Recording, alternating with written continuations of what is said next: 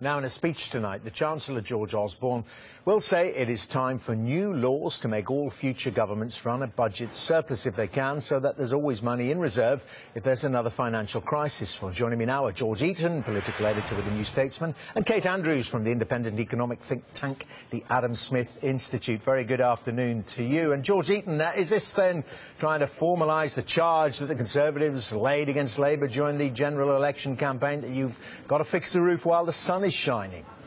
Absolutely. This is all about politics. I mean, George Osborne is well aware that the perception that Labour tends to overspend has been a huge problem for it, and all the leadership candidates, to varying degrees, have been saying we shouldn't have run a deficit before the crash, and he's now putting them on the spot. Either they're going to have to vote in favour of this law and bind themselves to his austere approach and explain how they would pay for future investment through taxes, or they'll oppose that and he'll denounce them as Keynesian spendaholics. So this is really about politics, and it's another of the tricks, the traps for which Osborne is famed.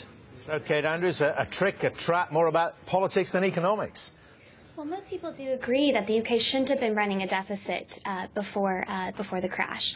And I think what we really have to remember here is what George Osborne is actually proposing. What he is proposing is that the UK will have a new fiscal structure where they are looking to have a surplus every year. This does not mean that they will have to. What it means is that if the UK were to go back into bad deficit, the leader would have to go to Parliament and ask permission and get people to agree on this and vote on this.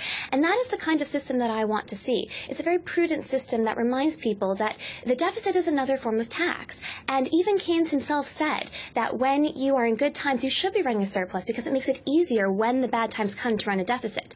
A deficit is not completely being taken out of the equation here. It's just putting the UK in a better position to run a surplus and to deal with the hard times when they come. All right, but at the heart of this, I mean, there's so much wriggle room, isn't there, George Eaton, because it talks about normal times. What are normal times? Well, by that, I think Osborne means that the government will not borrow for investment when the economy is growing at, say, 2 to 3% a year.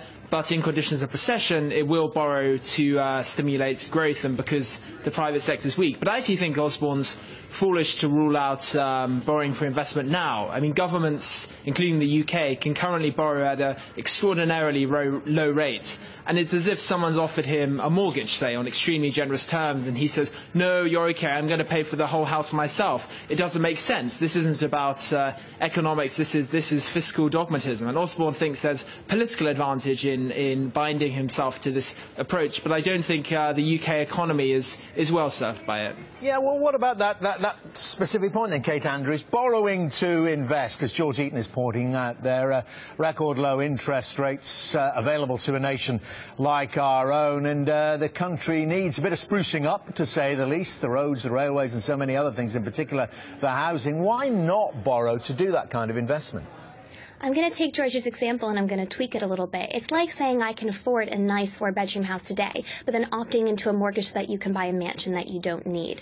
The reality of the situation is that when you increase the deficit, that you are taxing the British people. It's a stealth tax. When Labour is in disarray, it's looking for a new leader, and they've got to work out what their position is on this.